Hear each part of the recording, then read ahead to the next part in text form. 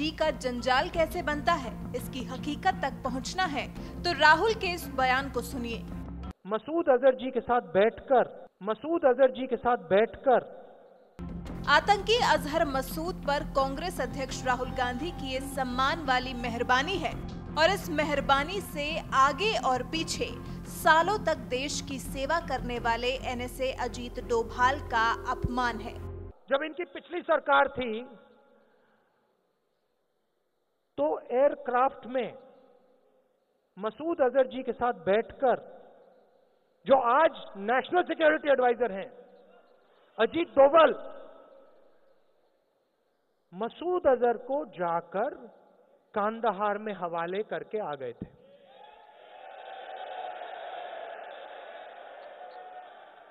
पुलवामा में अगर bomb blast हुआ, जरूर पाकिस्तान के लोगों ने, जैश ए मोहम्मद ने करवाया, मगर मसूद अजहर को बीजेपी ने जेल से छोड़ा।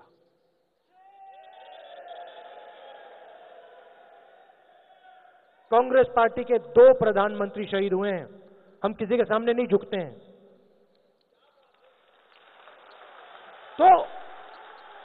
तो सच्चाई कुछ होती है, सच्चाई कुछ होती है और पूरा देश समझता है कि जो आज प्रधानमंत्री बैठे हुए हैं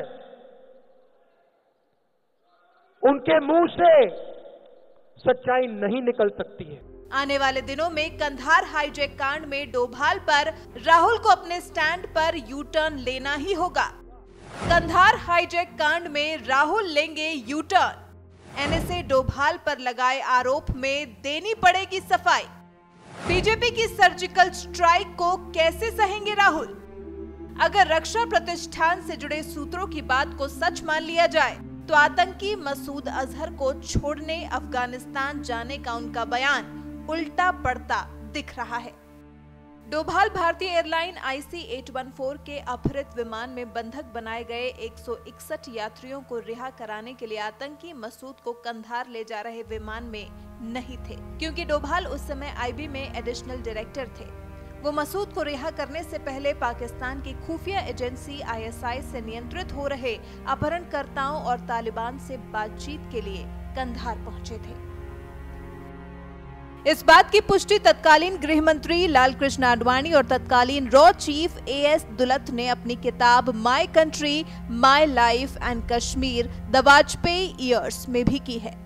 अगर ये सच निकला तो राहुल फिर फंसेंगे, फिर घिरेंगे और शायद प्रधानमंत्री मोदी पूछें, राहुल आपने झूठ क्यों बोला?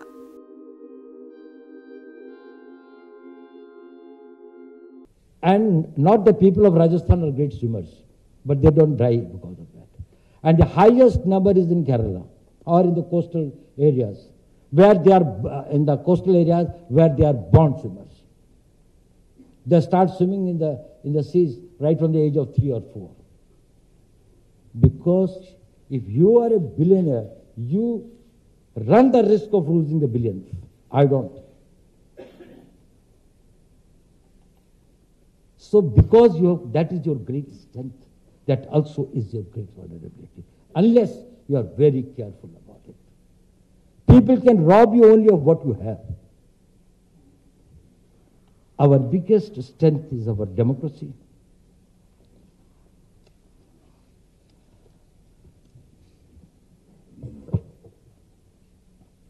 Our polity, which is based on constitution, our pluralistic society, our big civilizational heritage. And as Robinson, who had done a lot of research on that and had written the book, Why Nations Fail, he has said, and I quote, that those who fail to ensure inclusive political, economic, social development tend to fail. So this is very, very important that our democracy is preserved. It has got a lot of positives. Our constitution, our institutions, our laws, all this is good. But can this democracy be a weak democracy? Can this democracy necessarily lead us to the vision of 2030? Yes, it can, if we are able to avoid certain things. And that is what I would like to share with you. Since it's our biggest strength, it also has got some inbuilt vulnerabilities. One is this, that it can become a soft power. Weakened democracies can tend to make a country a soft power. And India cannot afford to be a soft power for next 10 years. It has to become a soft power with the ingredients of all soft power, but also the hard power. Because it will be compelled to take hard decisions. And it becomes soft power when you have to make compromises. And you have to make compromises when your political survival takes precedent over the national interests. So if India does not want to have a democracy which leads to a soft power choice, India will have to have the governments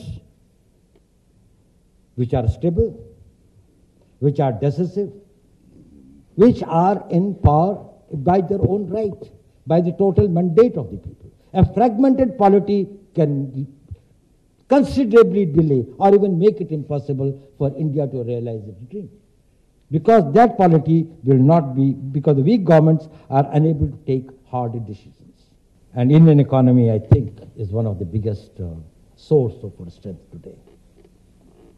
The world recognizes us as the world's fastest growing major economy. And as I said, by the 2030 we will be 30. But will it? Or can it go wrong? It can go wrong. And if you want that it shouldn't go wrong, there are certain things that we should avoid. The populist measures should not take precedence over national requirements. It's a temptation. That is, you take the things, or you don't take them. You refrain from doing the things which are in the national interest. But probably, for a short time, they may cause some pain to the people. They may cause some hardship to the people. You can be a populist by doing many things. But when you have to take firm decisions, difficult decisions, in the larger interest of the nation, even though they may not be very populist. If you fail to do that, probably country will not be able to achieve its destiny. It will not be able to realize its dream. If you do not have in the whole of a country a one taxation system, one law, one system of governance and others, obviously the economy cannot this thing. It can be only a smaller economy. If it has got to be a big economy, a mega economy, a major economy, we are talking about a 10 trillion, 11 trillion economy. You can't have a taxation system which is so fragmented that you have to 20 miles and you have got a different type of a tax structure and a tax rate. But it is it might be a measure which may cause some hardships. Choice is whether you take a populist measure or you take a measure which is in the larger national interest. See, China is a communist country. And see how much of the Huawei or any of these Alibabas or others, how big corporates they become, and how much the Chinese government has supported them. And China's global domination today, economic domination today, is not because of the Chinese government companies. It is because these Chinese, which are almost the government companies. And that is what we would like. That our private sector companies are almost the Indian government companies. They pursue and perform and promote the Indian strategic interest to that extent that probably we have got the basis over there. And that is what global corporates are doing. India will need strong, stable and decisive government for the next 10 years. Let there be no doubt about it. To achieve our national, political, economic and strategic objectives. It cannot be a fragmented government. It has to be decisive. Weak coalitions will be bad for India. Democratic institutions must be strengthened. Rule of law must be adhered to with total commitment, with religious commitment, and countering the false and malicious propaganda should be taken on a war footing.